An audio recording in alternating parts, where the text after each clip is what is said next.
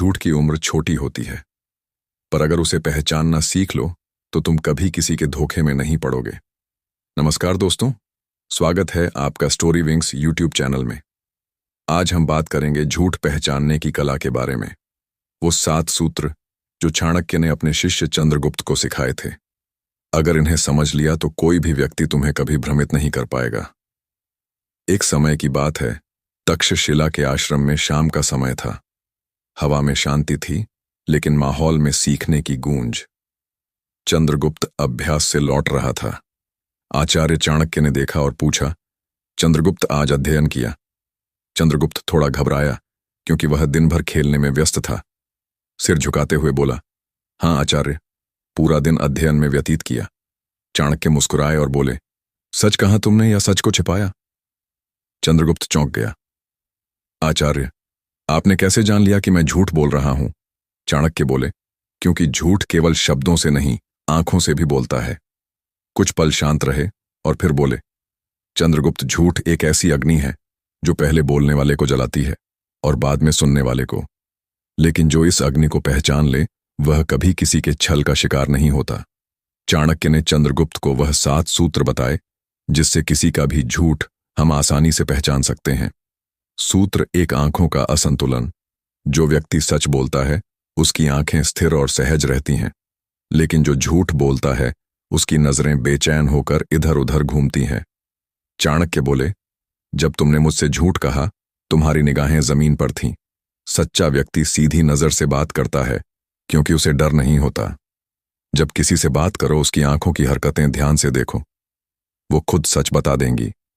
चाहे जुबान कुछ और कहे। सूत्र 2, आवाज का उतार चढ़ाव। सच की आवाज स्थिर होती है, लेकिन झूठ कांपता है।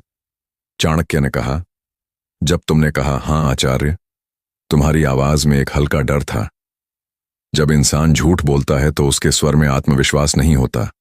आवाज कभी तेज कभी धीमी हो जाती है, जैसे मन खुद कह रहा हो कि कुछ सही नहीं। अगली बार जब कोई बात करे, उसके शब्द नहीं, स्वर सुनो। वहीं से पता चल जाएगा कि वह दिल से बोल रहा है या डर से। सूत्र 3, शरीर की भाषा। शरीर वह बोल देता है जो जुबान छिपाना चाहती है। चाणक्य बोले, जब कोई झूठ बोलता है तो वह अपने होंठ या नाक को छूता है, गला साफ करता है या बार बार अपनी मुद्रा बदलता है। यह सब अंदर की असहजता के संकेत हैं। कभी ध्यान देना, झूठ बोलते समय इंसान का चेहरा ज्यादा हिलता है, लेकिन सच्चा व्यक्ति शांत और सहज रहता है। शरीर कभी झूठ नहीं बोलता, वो सच्चाई को बिना शब्दों के कह देता है। सूत्र 4, जरूरत से ज्यादा सफाई देना।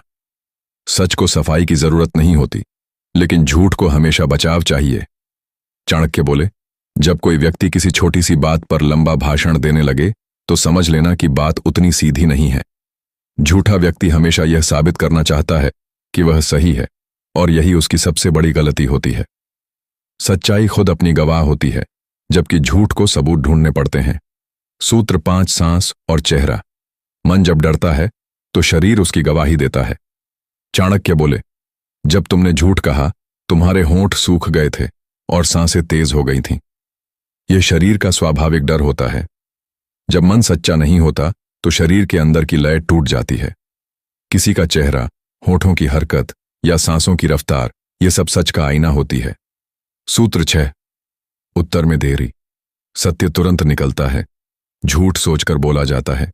चाणक्य बोले, जब मैंने तुमसे पूछा कि तुमने अध्ययन किया, तो तुमने 2 पल रुककर उत्तर दिया। वो रुकावट, वो क्षणिक सोच यही बताता है कि मन में कोई झिझक है। जब इंसान को सच्चाई याद करनी ना पड़े तो वह तुरंत बोल देता है, लेकिन झूठ हमेशा तैयारी मांगता है। सूत्र 7, बात बदलने की कोशिश। झूठा व्यक्ति ध्यान भटकाने की कोशिश करता है। चाणक्य बोले, जब मन डरता है कि पकड़ा जाऊंगा तो वह विषय बदल देता है। वो अचानक सवाल पूछ लेता है या हंसकर बात को मोड़ देता है, ताकि सामने वाला झूठ भूल जाए। लेकिन याद रखो, सच्चा व्यक्ति किसी भी सवाल से नहीं डरता, क्योंकि उसे अपने शब्दों पर भरोसा होता है। चाणक्य की बातें सुनकर चंद्रगुप्त ने सिर झुका लिया और बोला, आचार्य, मुझे क्षमा करें, मैं गलती पर था। चाणक्य मुस्कुराए, गलती करना बुरा नहीं, गलती को छिपाना बुरा है। फिर बोले, याद रखो चंद्रगुप्त, झूठ सामने आ ही जाता है, लेकिन अगर तुमने यह 7 सूत्र सीख लिए तो तुम किसी भी व्यक्ति का झूठ पहचान लोगे, चाहे वो कितना ही कुशल क्यों ना हो। और वहीं से शुरू हुआ एक सच्चे राजा का जन्म, क्योंकि चंद्रगुप्त ने उस दिन सीखा था कि सच्चा राजा वो नहीं जो दूसरों पर राज करे, बल्कि वो जो सच्चाई पर राज करना जानता हो। दर्शकों, अगर आपको यह कहानी अच्छी लगी हो तो इसे लाइक करें, शेयर करें और स्टोरी विंग्स चैनल को सब्सक्राइब जरूर करें, ताकि अगली प्रेरणादायक कहानी जब आए तो सबसे पहले आप सुने। मिलते हैं अगली कहानी में। तब तक याद रखिए, सच्चाई ही सबसे बड़ी ताकत है।